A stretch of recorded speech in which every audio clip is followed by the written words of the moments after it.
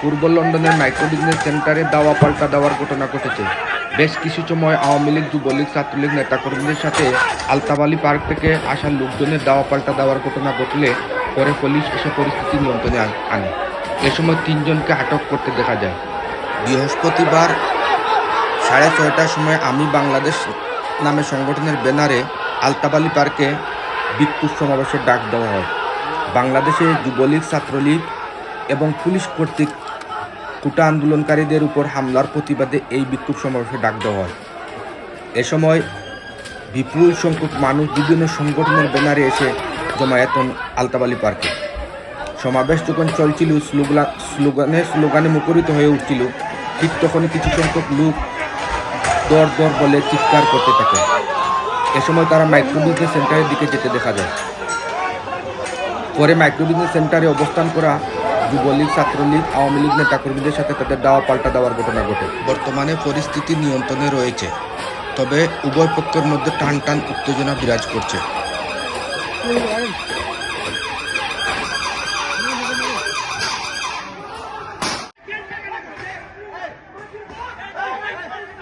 The business premises.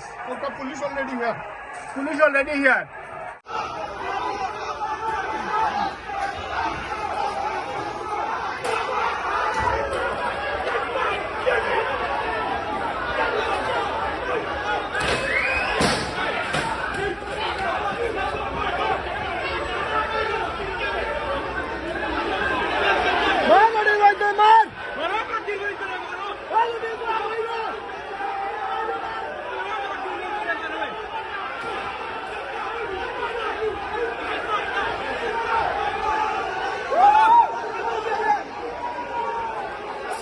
Yeah, 300-400, 500 people.